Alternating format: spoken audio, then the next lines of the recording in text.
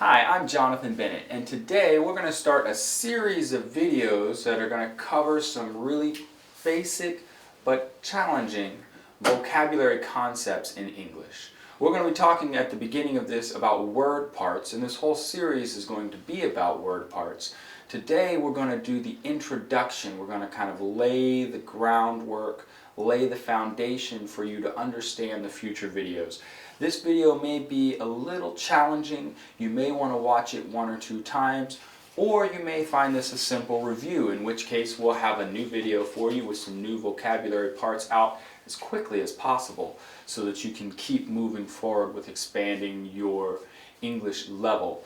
Now, in your own language, in Korean or in Chinese or in Vietnamese, there are words that you find inside other words, just like in English. We call these word parts, where there are three specific kinds of word parts in English, and we're going to be looking at those three today and an example of each one. And in future videos, what we'll be doing is taking one or two and expanding on them. Now, in your own language, when you see a word that you've not seen before, but that has word parts in it that you can guess at the meaning of the word. That's what makes it so much easier for you to read in Korean than it is to read in English, because in Korean, even if you don't know the word, it's easier for you to guess. This is going to teach you the skills you need to be able to start guessing in English. And once you can do that, reading in English becomes much easier. So does listening, so does speaking and writing, because you can piece together words from the word parts that you know. So we're going to begin looking at this concept today, and we'll be continuing this over the coming months.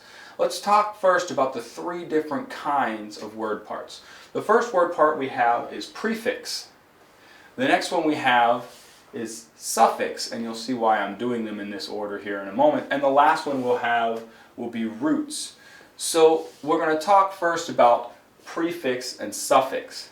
Now, I've chosen to do those two together, even though I've got root here in the middle, because they have a common English root. And that common word is fix. Fix.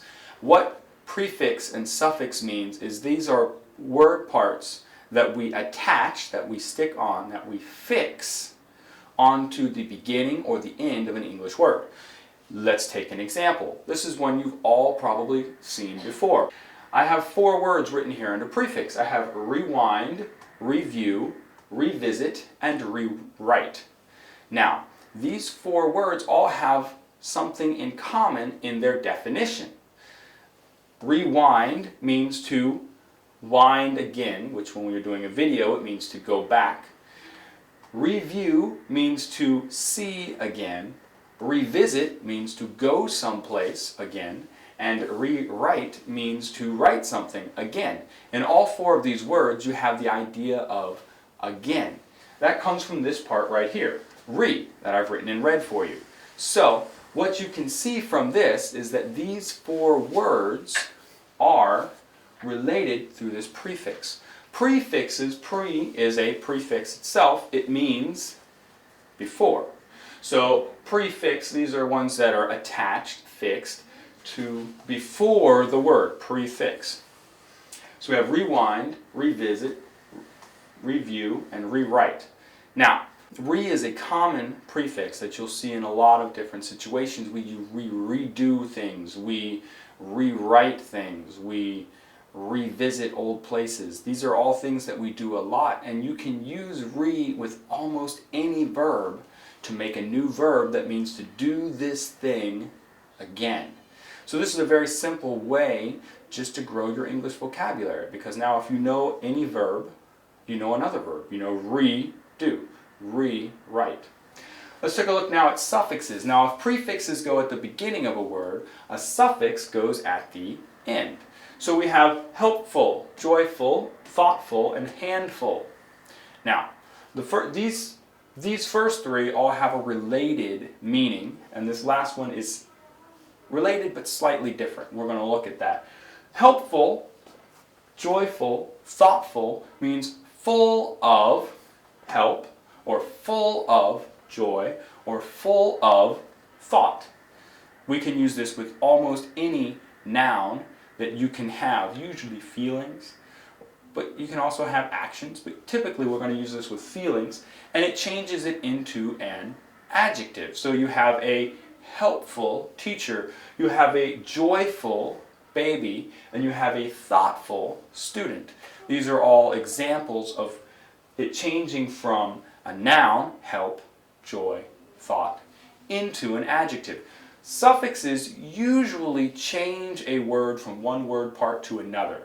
And we're going to talk about that when we talk about suffixes in greater detail. But for now, just know if you see a suffix, it's probably going to change the word from a noun to a verb, from a noun to an adjective, something like this, okay? This last one, handful, if we follow the pattern, would be full of hands. Now that would be really strange. If you have something you can put things in, a hand, a bucket, a pen, a paper, things that you can put things in, then if you put FUL at the end, it means hands full of something. So you have a handful of money. That means you have your hands here, and inside there's a lot of money, lucky you. Or you can have a bucket full of water if you're taking the ALS Ice Bucket Challenge. Or you can have a cup full of coffee that you hopefully don't spill on yourself, but instead get to enjoy with your friends. These are all examples of full, but again, the idea of FUL at the end of a word is something is full. Either something is full of help, or you have a full something of some other thing that you're talking about. Now the final thing we want to talk about is roots. This can be the most challenging, and in some future videos we'll talk about where these roots come from and what they mean in where we get them from, how they connect, and we'll look at some that have a variety of words. But for now, what you need to know is a root is a word or a word part that doesn't go at the beginning, it doesn't go at the end. It can go at the beginning, as you can see. It can go at the end. In fact, it can even go here at the end or in the middle, because this is not something we're fixing to the end. This is an actual word by itself. Bio is an ancient Greek word that means life. So when I have biography, biology, biohazard, antibiotics, inside each one of these words we have a word part that means life. So biography is the written story of somebody's life. Biology is the study of life. It's what the scientists are doing when they are developing new medicines and determining how to preserve the life of this or that endangered species.